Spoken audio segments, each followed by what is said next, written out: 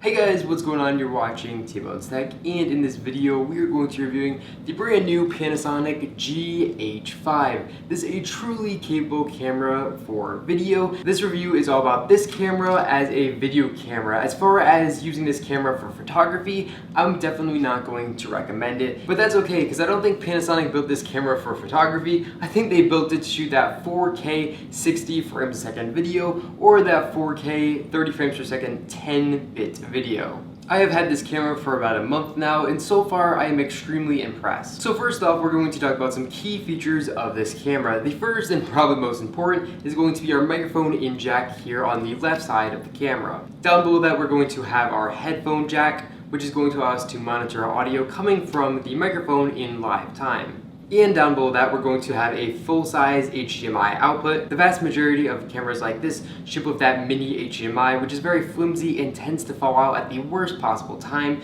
This has a full HDMI plug, which is very solid. It doesn't feel like it's going to go anywhere. And then down below that, we're going to have a USB plug-in. Now moving on to the other side of this camera, we are going to see our SD card inputs. And yes, that's inputs with an S, because we actually have two SD card slots on this camera. In my opinion, I think dual SD card slots are a must for anyone who's shooting video professionally. As most of you know, even the most expensive SD cards can get corrupted, and recovering data off of an SD card can cost you more than this camera is even worth. So having the ability to record to both cards is absolutely amazing. The GH5 is a mirrorless camera, which means that when looking down the viewfinder, you're going to look at an LCD screen. You're not going to actually be looking down a mirror like you would on a typical Canon DSLR. And that is absolutely awesome because that means you can actually film video while looking down the viewfinder. So this camera has an electronic viewfinder, and what's really cool about this is it has all your information that you'd see on the back of your LCD screen right in the viewfinder. We also have available focus peaking and up to 10 times magnification through the viewfinder, which is going to help us get that tack sharp focus before recording video. Like I said, you can record video while looking down the viewfinder, and what's really cool about that is you can now use your face for added stability. And as you guys can see, now we have 3 points of contact rather than just the traditional 2 when filming with a non-mirrorless camera. The battery on this thing is amazing and will easily last you throughout the day. The one thing I don't like is the locking mechanism of the battery cover. As you guys can see here, when you close it, it doesn't stay closed. You actually have to manually lock it down, unlike Canon cameras where you just close it and it automatically locks. The GH5 has this new joystick for navigating the menu, and it makes navigating the menu extremely easy and fast, much better than using the arrow keys and then pressing enter. The GH5 has a locking mode dial, so you just press on it once and it's going to unlock, and then you press on it again and it's going to lock, so you don't have to worry about bumping into this camera and your mode changing by accident. This camera has a Micro Four Thirds sensor and a Panasonic Micro Four Thirds mount. So unfortunately, you're not going to natively be able to hook up this camera to Canon lenses.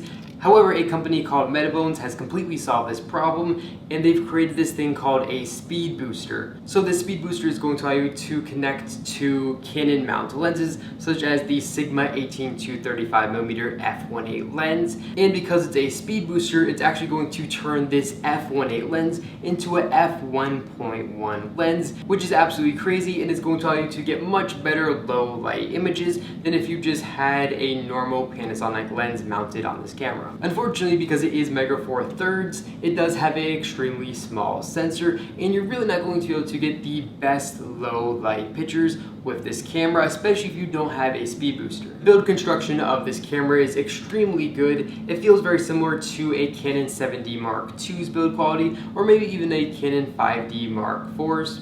However, one complaint that I do have is the grip is very small and isn't deep enough for my hand. So even though it's lighter than a Canon DSLR, over time my hand tends to hurt much more when using the Panasonic GH5 compared to any Canon DSLR. Panasonic has made remote shooting extremely easy with this camera. You pretty much just download their app onto your smartphone, you pair the two, and then you can actually see a live representation of what you're shooting on your smartphone. So you can have your camera hooked up to a tripod trying to film subjects, and you can change the focus, and you can change all the different settings straight from your smartphone while your camera is mounted to a tripod and you're 10 feet away. This camera has a flip out tilt screen, which is amazing for shooting video up high or shooting video down low, or even filming your yourself, you can actually flip out the screen and then you can actually see yourself and see your focus when you're recording yourself. And I personally find that extremely handy. The GH5 has dual microphones at the top of the camera, and this is going to give you okay audio, much better audio than you'd find on a Panasonic GH4, but still nothing too great. This audio is going to be great if you're in a quiet room and just recording in front of the camera. However, it's not going to be nearly as good if you're filming outside on a busy street. This camera is capable of taking absolutely incredible video, and if you guys want to see a video test that I created with this camera, I'm going to have a link in the description down below where you guys can check that out. I filmed at tons of different resolutions so you guys can get a good idea of what type of video this camera is capable of taking. Overall, I think this is the best video camera you can buy for under $5,000, and this camera isn't anywhere close to $5,000. You can actually pick up the body only